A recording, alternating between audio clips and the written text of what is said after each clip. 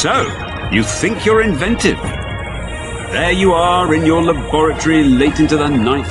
Sparks flying, machines humming, wild but sexy hair, a white coat, a maniacal laugh. But is that really what it takes?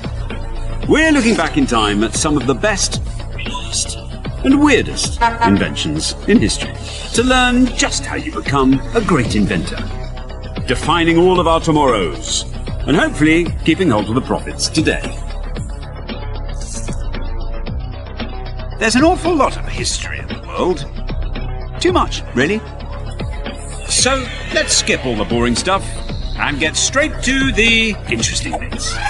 Sit back while we bring you the surprising, funny, frightening, and sometimes downright odd true stories about what people in the past were getting up to, and how to make it all work for you. This is History.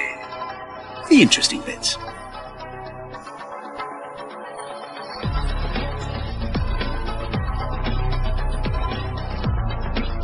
Genius is 1% inspiration and 99% perspiration. Thomas Edison. So, let's start with the 1%. 1862, Michigan. The whole history of invention may have been different if it wasn't for this rapidly approaching train. This 3-year-old is Jimmy, the clueless son of one frankly negligent station master. And this quick-thinking hero is 15-year-old Thomas Alva Edison. This is his heroic origin story. The station master was so grateful to Edison, he offered to teach him Morse code. Edison was transfixed and declared the telegraph about the best thing going. And so began the career of the world's most famous inventor.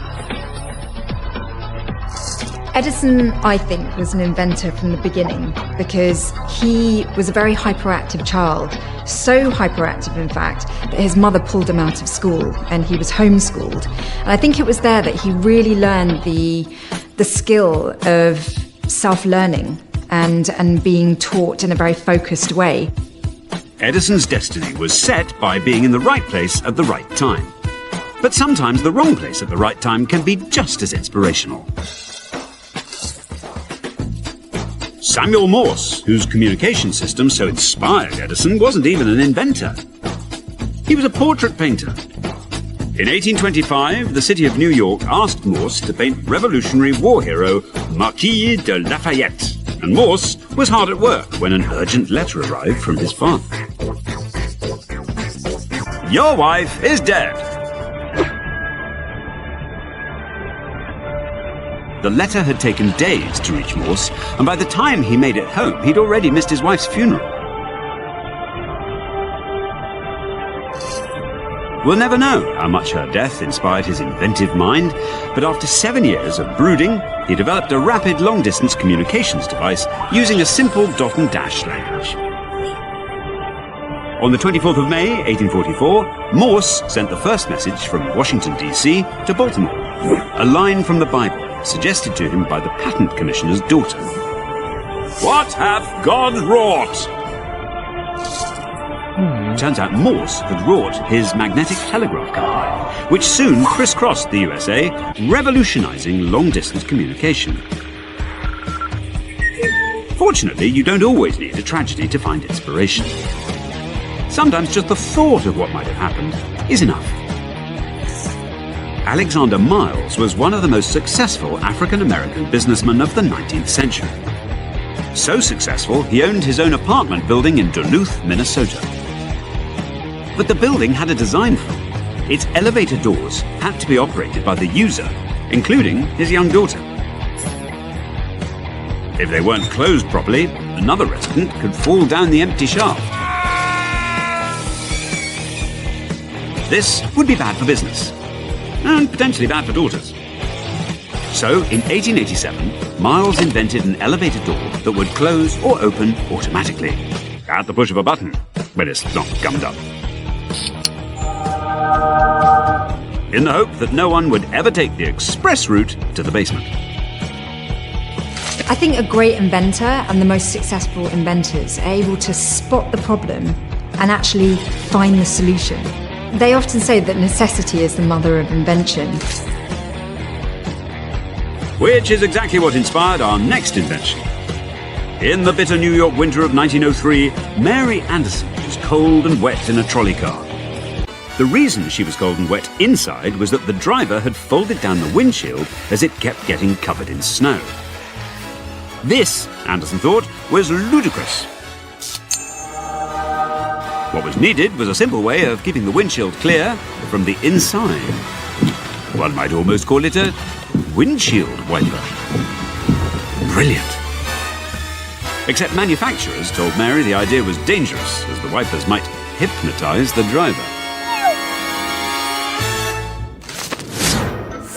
And like the famous quote we started with, which is always attributed to Edison, but was actually said by a woman, we all had to spend another 15 years driving unprotected through a blizzard until the windshield wiper was reinvented by a man. But if getting drenched doesn't ignite your spark, perhaps you might be inspired by your mistakes instead. Betty Naismith Graham knew exactly what hard-working secretaries like her needed, particularly ones who were as bad at typing as she was. Were her employers supportive? No. No, Betty, that's wrong. Let me show you again.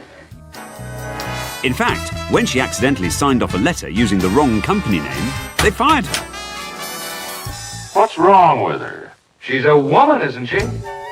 Taking this as a sign rather than a setback, she concentrated on her invention, something needed by struggling typists everywhere. She mixed white paint and a few chemicals and got her teenage son Mike to pour the liquid into nail polish bottles. Betty named her company the Liquid Paper Company and scraped together the last of her cash to patent the idea. By 1975, liquid paper was selling 25 million bottles a year. And her son was beanie-hatted guitar god Mike Naismith of the Monkees. If many of the greatest inventions seem obvious in retrospect, we should never underestimate the heavy lifting done by their inventors. Anyone who wants to be inventive should remember that it took us a century to put wheels on luggage. But if inspiration doesn't hit during your average day's work, maybe world events will ignite your imagination. And there's no bigger incentive to get inventing than war. But it's not all about bombs and war machines.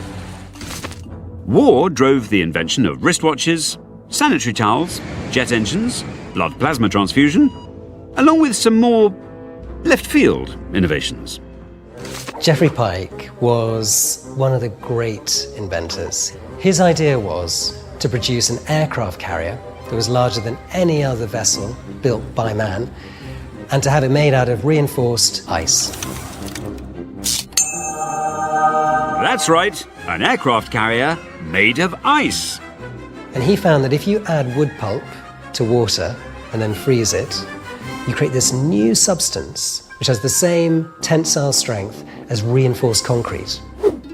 When a lump of the reinforced ice, called pykrete, was dropped into Winston Churchill's bath, with Churchill still in it, everyone was amazed at the fact that it wouldn't melt. Amazing. But sadly, for Geoffrey, completely unnecessary. When the war moved towards a land invasion of occupied Europe, pykrete had missed the boat. Had the war taken a different course, we could well have seen a flotilla of these enormous icy aircraft carriers chugging around the world. But hopefully, there won't have to be another world war to get your inventive juices flowing. Maybe reconnecting with nature will do the trick instead. George de Mestral hated taking his dog for walks in the Swiss mountains, as the hound always came back covered in sticky burrs. As Mestral wasted hours picking the seeds off, he had an idea. To figure out why they were so hard to remove, Mestral examined the burrs under a microscope. He discovered they were covered in tiny hooks.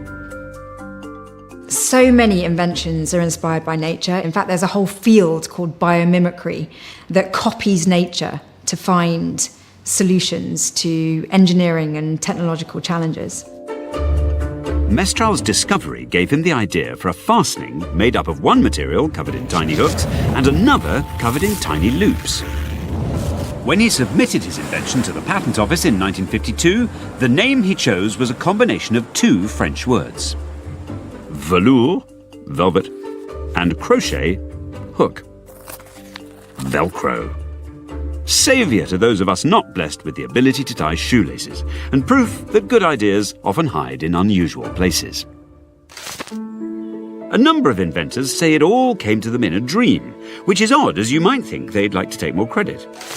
Russian Dmitry Mendeleev was trying to work out if there was an order to the elements when I saw in a dream a table where all the elements fell into place as required. The resulting periodic table was so impressive that the Tsar forgave Mendeleev his bigamy. When asked why, he replied, Mendeleev has 2 wives, it is true, but I have only one Mendeleev.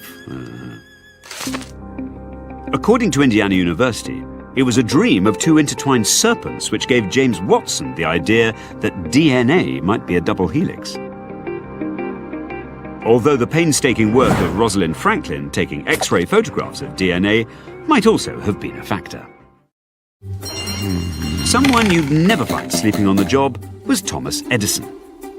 Within a decade of learning the Morse telegraph system, Edison had improved it to send several messages at once, earning him $250,000, which he used to build a research lab at Menlo Park, New Jersey, his first step towards invention on an industrial scale. And Edison's next big invention was, well, the big one. First demonstrated at Menlo Park on New Year's Eve, 1879.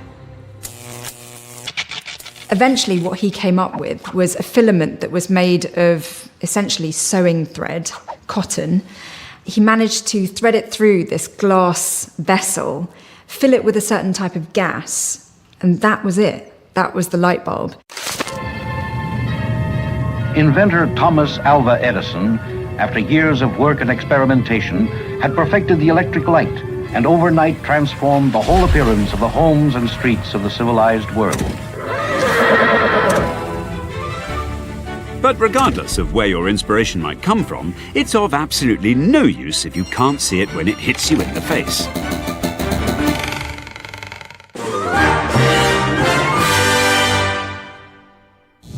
Some people have gone down in history as inventive geniuses, but that doesn't mean that anything practical came out of their extraordinary vision.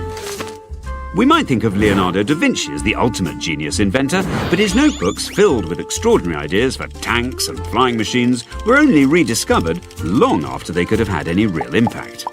Genius ideas, wrong time.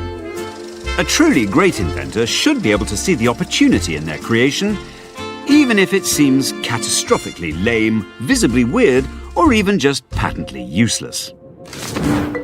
Spencer Ferguson Silver was trying to make a powerful glue to hold planes together. Sadly, what he came up with could barely hold 2 bits of paper together. But wait, his friend Arthur Fry needed a way to hold his choir's bookmarks in their hymnals without ruining the page. So, Fry applied Silver's unsticky sticky stuff to the end of a piece of paper. And the post-it note was born. So, just because you didn't invent what you set out to invent, make sure you don't ignore a potentially great new idea. Stephanie Kwolek was a chemist with grand plans of becoming a doctor. In order to save for medical school, she got a job at the DuPont Chemical Company. Amid fears of a petroleum shortage, Kwolek's job was to invent a strong, lightweight fibre to replace the steel in car tyres. What she created was a rather unpromising cloudy goo, which she was reluctant to pour into their spinning machines, fearing it'd clog them up. Kwolek's colleagues convinced her this goo was special, so instead of throwing it away, they gave it a go. Astonishingly, it spun beautifully into a fibre 5 times stronger than steel and resistant to corrosion, wear and fire. Kwolek had invented Kevlar. Not only was Kevlar fit for tyres, and racing car tyres at that, it was soon used to create ropes on suspension bridges, as a cover for undersea cables, in spacecraft components, and bulletproof vests and body armour. Kwolek never became a doctor, but her keen eye for invention saw her save more lives than many who did. sometimes you need to take your invention out of the lab to realize its true potential. During World War II, the Japanese invasion of Southeast Asia choked off the Allies' supply of rubber. Synthesizing an alternative became a priority. Here's a laboratory man giving a simple demonstration of rubber being made with petroleum. In the USA, the job of finding this replacement landed on the bench of James Wright, a Scottish engineer at GEC in Connecticut. His experiments with silicon oil resulted in a soft, gooey material that bounced when rolled into a ball. A good start, but unfortunately, if left, it would also melt into a puddle and, weirder still, shatter when exposed to a sudden shock. Not ideal for making tyres. Unable to find any scientific use for the substance, James brought it home to entertain friends with at parties. It was only after the war that a sample reached the hands of a toy marketeer. With Easter round the corner, they packed the goo into egg-shaped containers and christened it Silly Putty, earning a spot between checkers and roller skates in the National Toy Hall of Fame.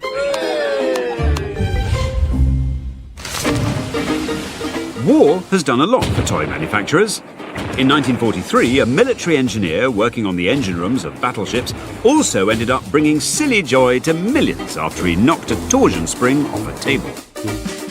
Instead of just landing in a heap, it walked off the table onto the floor. He and his wife immediately saw they had a great invention on their hands. They took out a loan and began selling slinkies. Who knew war could lead to such fun? A surprising number of innovations and creativity are the importation of an idea from another field into a new one.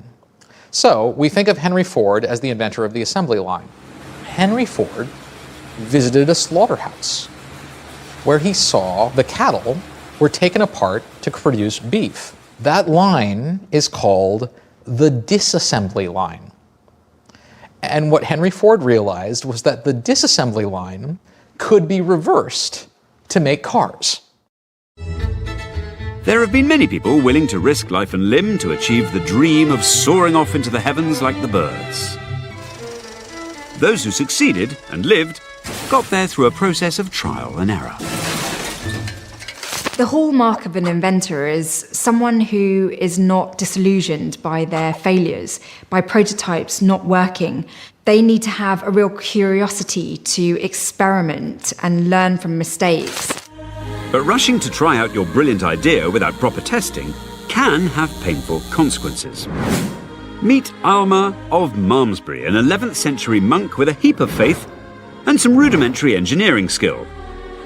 He fixed wings to his arms and feet and jumped from the tower of Malmesbury Abbey. Reports say he flew over 600 feet, although much of that was doubtless in a vertical trajectory. He was lucky only to break both legs and survived into old age with a limp. About the same time, Ismail ibn Hamad al-Jawari was launching his glider, and himself from the roof of a mosque in Nishapur, Iran. Neither survived the fall. Franz Reichelt, the Austrian flying tailor, wanted to make flight safer when he invented the wearable parachute. In 1912, he told the French authorities he intended to test his invention with a dummy from the Eiffel Tower. But at the last minute announced he would test it himself. Despite numerous attempts to stop him, he did. It didn't end well. It just goes to show there are few things more motivating or dangerous for an inventor than reaching for the skies. Elon Musk didn't invent the space rocket. He didn't even invent the name. But his SpaceX Falcon rockets have started a new chapter in the race for space. Inspired both by the triumphs and failures of the past, and by science fiction, his reusable launch rockets mean we can now get stuff into orbit at a fraction of what it used to cost. Great! But while inspiration and perspiration may be what every inventor needs, history suggests that sometimes you need a bit of good luck on your side as well.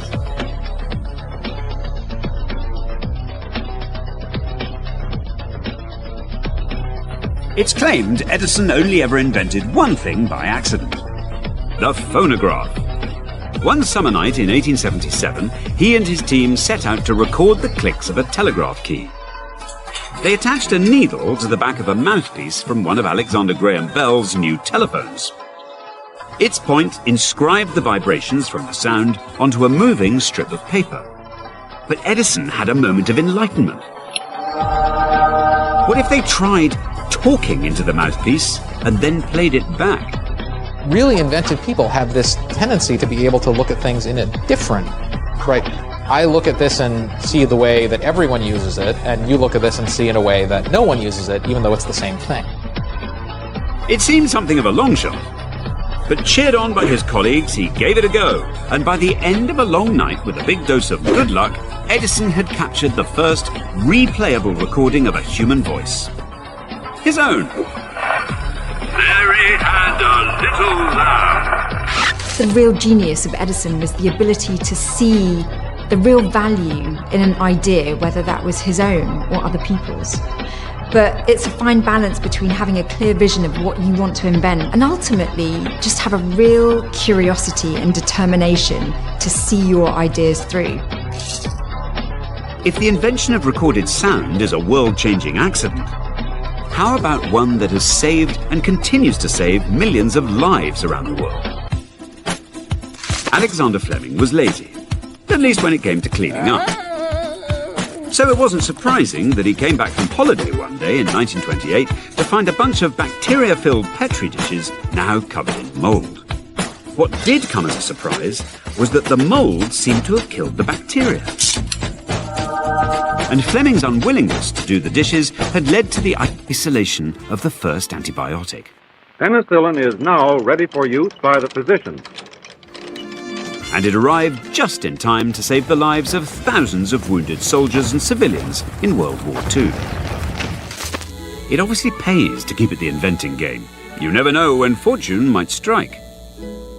One evening in the 1980s, NASA engineer Lonnie Johnson was experimenting with ideas for a new refrigeration system and hooked a nozzle to his bathroom sink. When he accidentally shot a stream of water across the room, he got an idea. When we think about creativity, the thing that seems to be the biggest predictor of creativity is openness to new ideas. Soon after, Johnson moved to Nebraska to join the Air Force.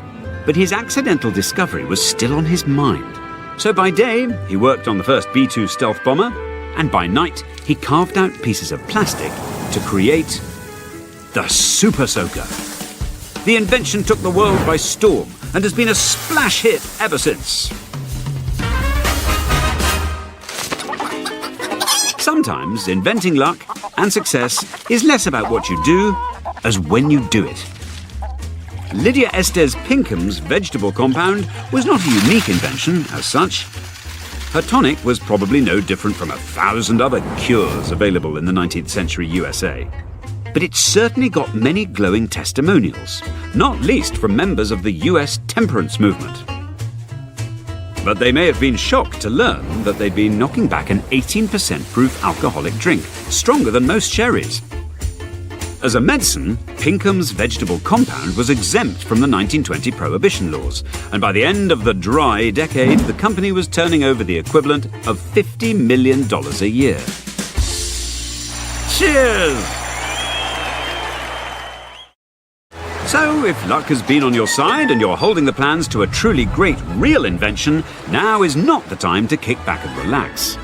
Because someone else might have had the same idea, or worse, be planning to steal yours.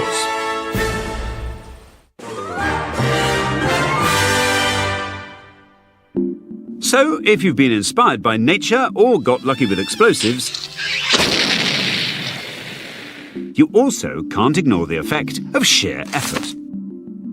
Something our old friend Thomas Edison was the master of. In his lifetime, Edison held a world record 1,093 patents and kept that record for years after his death. There are a few ideas that Edison had that didn't quite work, and often they're seen as failures, but actually Edison never considered his mistakes as failures. He always learned so much more from things that didn't go well as opposed to things that did. And one of them was the concept of building houses out of concrete. The reason why it didn't work is people just didn't want to live in concrete houses. But to create a concrete house, you need a mold, and that can be really expensive. And so his solution ended up losing so much money. Edison learnt from his mistakes, but finally, to make your breakthrough, the last thing you want is for someone else to come along and swipe the credit. The discovery and use of X-rays is credited to Wilhelm Röntgen. But that doesn't mean he was the first to notice them.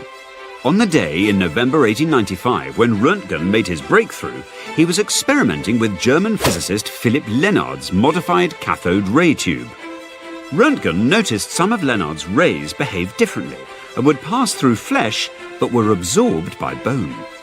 Lenard had noticed these rays too, but didn't realize they were anything special. They were. Röntgen became an overnight star and set the stage for a medical revolution. It was a huge blow for Lenard, who then insisted his students call him the father of X-rays. But to little avail. To this day, Röntgen is still credited with the invention and won the Nobel Prize. Lenard may have been outsmarted, but other inventors simply cheated. C.J. Walker's hair loss led her to Annie Turnbow Malone, an African-American entrepreneur whose hair care treatment proved so good that CJ not only used it herself, but became leading sales agent of Malone's wonderful hair grower. The following year, however, CJ announced she had had a dream. Yep, another one, in which she had been given a new recipe to combat hair loss. She claimed this involved exotic ingredients from Africa. But in truth, it mostly involved exactly the same ingredients that were in Malone's wonderful hair grower. This one was different though. This one was Madame Walker's wonderful hair grower. It became a huge success, while her former employer became the first to warn consumers to beware of imitations. Sometimes it's not as simple as just stealing someone else's idea. What if someone else has the same idea as you, at the same time? Competition is important because to innovate is to do something that no one has done before, which is not easy. And it's usually to do something that no one has done before that most people tell you is wrong, which is really not easy. And so if you're going to do that, you need something to drive you. Sometimes it all gets very messy when it comes to deciding who invented the things that revolutionized the entire world. So who did invent TV? The answer is simple. It's obviously German Paul Nipkow, who in 1884 gained the first ever patent for television. Unless you're British, in which case John Logie Baird invented TV in 1926, when he realized that picture transmission would only work by rotating two of Nipkow's image-scanning devices at the same speed. But then the Australians might disagree. They'd tell you that Henry Sutton's 1885 device was the first that both received and transmitted light. But if it's the fully electric TV, like the one you may be watching this on, then Philo Farnsworth in 1927 is your man. Philo Farnsworth, who was just 21 and still in chemistry class when he came up with the concept of taking a moving image, converting it into a radio wave, and then the reverse happening at the receiving end of the TV. And that essentially was his way of building the first prototype of the electronic TV. The ever-modest Philo remained unconvinced his invention was a good thing, right up until he and 650 million others watched as Neil Armstrong walked on the moon. It's one small step for man, one giant leap for mankind. Sometimes an invention can be a deliberate act of revenge that's best served cold.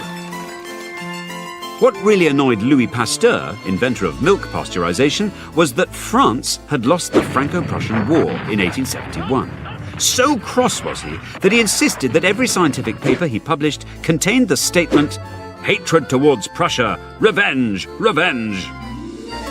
But Pasteur was willing to go even further and take the war to the enemy. In the 1840s, German brewers had cultivated yeasts that produced a lighter beer that kept exceptionally well. They called it lager, German for storage. Pasteur cracked the secret and improved on it, unleashing his very own beer of revenge. He shared the production process with anyone, provided they weren't German. Denmark's Carlsberg breweries still attribute their success to Pasteur to this day. Despite not having actually come up with lager himself, Pasteur ensured success by fully claiming his new and improved invention as his own. If only claiming your ideas was always that simple.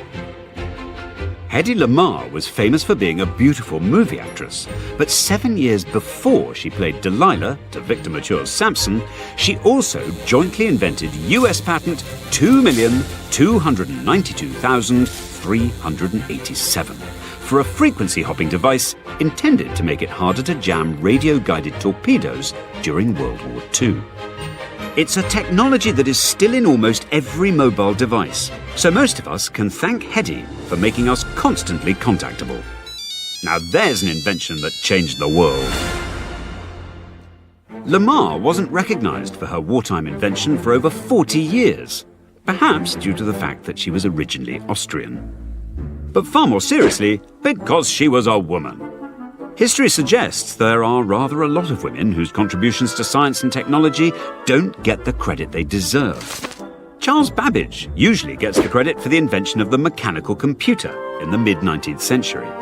But it was Ada Lovelace, Lord Byron's daughter, who actually gave it something to do. She was just 17 when she worked with Babbage on his analytical engine. And it was Ada who suggested a method for using this engine to calculate an explicit function, the first computer program. But while Babbage got the credit, Ada's health was failing. She died on November the 27th, 1852, aged just 36. So Ada would never know how the work she pioneered would shape every aspect of the modern world. And that brings us to how you get the recognition you deserve.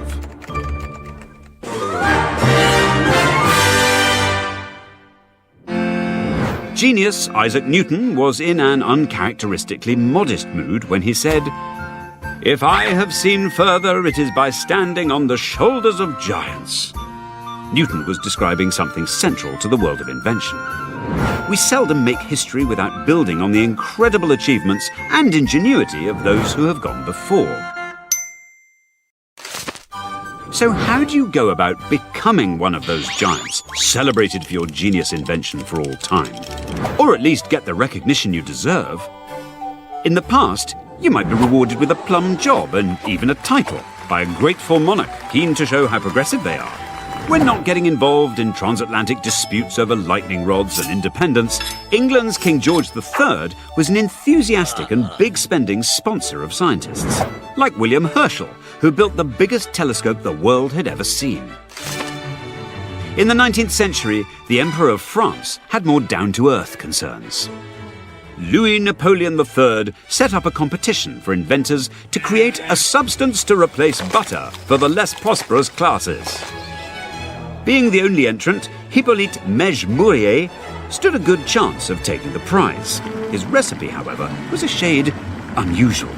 He combined beef fat suet, water, and minced sheep stomach with chopped cow's udder, sodium bicarbonate, and some milk. Yum. His oleomargarine, later contracted to margarine, won the competition.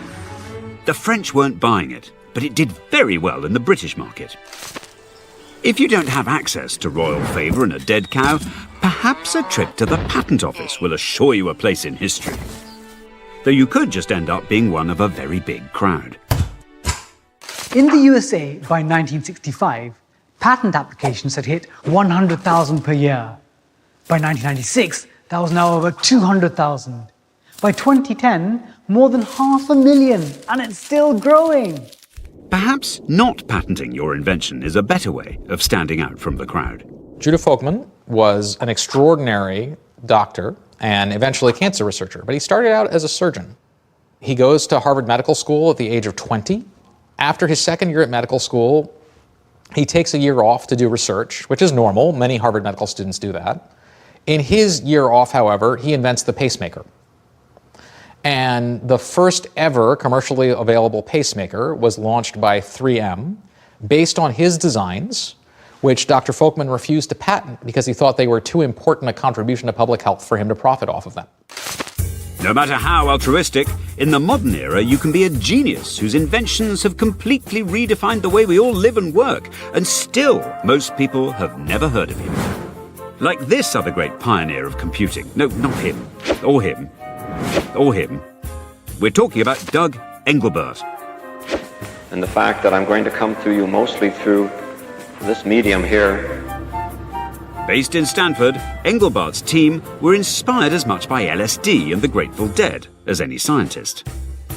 On December the 9th, 1968, in what became known as the mother of all demos, his team demonstrated the first completely integrated computer hardware and software system that included collaborative editing, a desktop with resizable windows, hypertext, graphics, and as a final flourish, they then introduced a new input device jokingly referred to as a mouse. All in one afternoon, in 1968. I think what's inspiring today about contemporary inventors is that their ideas are so radical that it can be difficult to believe that what they are imagining could come true. It took decades for Engelbart to gain recognition for his achievements. But before he died in 2013, at least he could look around at a world he had predicted and helped to create 45 years earlier. But even if we do get some recognition in our lifetime, it might not be exactly what we were hoping for. Toy inventors have a particularly difficult time. People are generally fond of their children, and damaging them is frowned upon. Create a dangerous toy, and you could be recognized for all the wrong reasons. And there have been some shockers.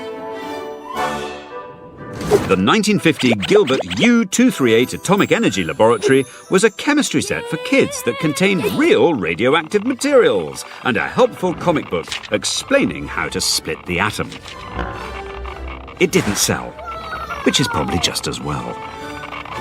And let's not forget the 1940s Austin Magic pistol, designed to fire ping-pong balls, but powered by explosive calcium carbide. The Magic pistol proved so dangerous that some American states classified it as an actual firearm. Not everyone gets away with detaching their name from their deadly inventions, and that Hall of Fame can easily become a Hall of Shame. Let's get the really nasty one out of the way first. J. Robert Oppenheimer was director of the Los Alamos Laboratory, responsible for the research and design of the first nuclear weapon.